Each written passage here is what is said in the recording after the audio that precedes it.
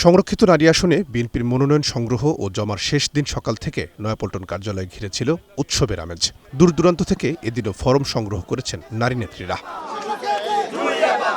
দূর দূরান্ত থেকে আসা তৃণমূলের নেত্রীরা তাদের দীর্ঘ বছরের ত্যাগের তালিকা তুলে ধরে রাজপথের আন্দোলন সংগ্রাম আর দলের প্রতি ত্যাগের স্বীকৃতি চাইছেন। 17 বছর প্রতিটা আন্দোলন সংগ্রামে ছিলাম এবং রাজপথে আন্দোলন সংগ্রাম করে আমরা মামলা হামলার শিকার হয়েছি। এই যে আমার ত্যাগ দীর্ঘ 17 বছর ঘরে বাইরে সব মিলে আমি মনে করি যে আমি যোগ্য। আমি এরশাদ বিরোধী আন্দোলন করেছি, স্বৈরাচার বিরোধী আন্দোলন করেছি, সেই সাথে হাসিনা বিরোধী আন্দোলন করেছি এবং কি আমরা গত 1.5 বছরও সক্রিয় ছিলাম। জীবনটাই একটা আন্দোলন। সবচেয়ে বড় কথা মহিলাদের, নারীদের তো বুঝতেই পারেন, সংসার থেকে শুরু করে সবকিছুই দেশ সবই পরিচালনা করতে পারে আল্লাহর রহমতে আমরা নারীরা। আদিবাসী নারীকে অবশ্যই সংরক্ষিত আসনে একটা জায়গা দেওয়া হোক, কারণ আমাদেরও কথা আছে, আমাদেরও অধিকার রয়েছে। এই অধিকারগুলো তার কাছে, সরকারের কাছে পৌঁছানোর জন্য আমাদের একটা জায়গা দেওয়া হোক। লাইফে কোনো কিছুর গ্যারান্টি নাই, তাই ইন্স্যুরেন্স করুন সিটি ব্যাংকে, কারণ ইন্স্যুরেন্স করলে সিটিতে সুরক্ষা পাবেন নিশ্চিন্তে। এই নেত্রীদের অনেকের অভিযোগ, আন্দোলন সংগ্রামে অংশ না নিলেও একটা বড় অংশের মানুষ বিএনপির এই মনোনয়ন সংগ্রহ করছে।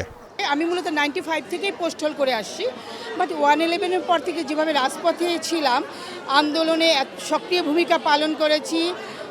আপনি দেখবেন আমি কিন্তু অনেকগুলো সাইবার মামলাও খেয়েছি। ভোট আসলে নারীরা খুব প্রাসঙ্গিক, কিন্তু ভোট চলে গেলে কিন্তু নারীদের প্রাসঙ্গিকতা সে অর্থে থাকে না। এই বিষয়টা আসলে আমাকে খুব পেইন দেয়। আমি চাই নারীরা সচেতন হবে, শিক্ষিত হবে। দলের যে কমিটমেন্ট আমার সাথে ছিল যে রাজপথে থাকার, কোনো অবস্থায় রাজপথ ত্যাগ করা যাবে না, তো আমি সেই কমিটমেন্ট কতটা পেরেছি সেটা জানি না। দল যখন আমার ত্যাগটাকে মূল্যায়ন করবে তখন আমি মনে হবে আসলে ত্যাগে। বরগুনা উপকূলীয় এলাকা যেহেতু অবহেলিত মানুষের সুখ দুঃখের কথা মহান জাতীয় সংসদের মাধ্যমে বলতে চাই। আমি মনে করি আমার সব কিছুর উপরে আমার দল বড়, সব কিছুর উপরে আমি এই হিসাব করেই আমি রাজনীতি করে আসছি। হ্যাঁ, দল যা ডিসিশন নেবে আমি সেটাই মাথা পেতে নিব। মনোনয়ন সংগ্রহ করেছেন বিভিন্ন পেশাজীবী নারীরাও। তারা বলেন, সংরক্ষিত আসনে মনোনীত করার মাধ্যমে ত্যাগীদের মূল্যায়নের যে প্রতিশ্রুতি দেওয়া হয়েছে তা যদি সত্যিকার অর্থে পালন করা হয় তা হবে আরেক দফা বিএনপির বিজয়। তার সংসদীয় কথা বলতে পারবে, তাদেরকে দল মূল্যায়ন করুক এবং এই সংসদ সুন্দর করে গঠিত করুক নবীন এবং প্রবীণদের নিয়ে। আমরা চাই ত্যাগীদের খুব মূল্যায়ন করুক। সংসদে গিয়ে রাজনৈতিক পরিবার সেহেতু আমরা জানি যে রাজনীতি করতে গেলে তৃণমূলের এবং নারীদের, আমি যেহেতু নারী উন্নয়নের দিকেই বেশি জোর দিব।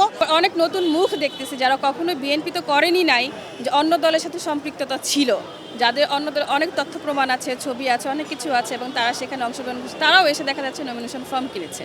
মূল যেটা লক্ষ্য সেটা থাকবে শিশু এবং নারীদের এবং আমার এলাকার উন্নয়নের জন্য এবং দেশের মানুষের অধিকার আদায়ের জন্য, সেটাই আমার কাজ থাকবে। সংসদে কেন যাব? কথা বলার জন্য, আইন প্রণয়ন করার জন্য। আমি একজন অ্যাডভোকেট, দেশের জন্য কাজ করেছি। ইনশাআল্লাহ আমি মনে করি যে আমার দল আমার এই যোগ্যতাটার মূল্যায়ন করবে। ত্রয়োদশ জাতীয় সংসদ নির্বাচনে প্রাপ্ত আসনের অনুপাতে বিএনপি সংসদের 50টি আসনের মধ্যে এবার পাচ্ছে 36টি। এর বিপরীতে 3 দিনে প্রায় 1,500 মনোনয়ন ফরম বিক্রি করেছে দলটি। রহিম রুবন, ওয়ান নিউজ, ঢাকা।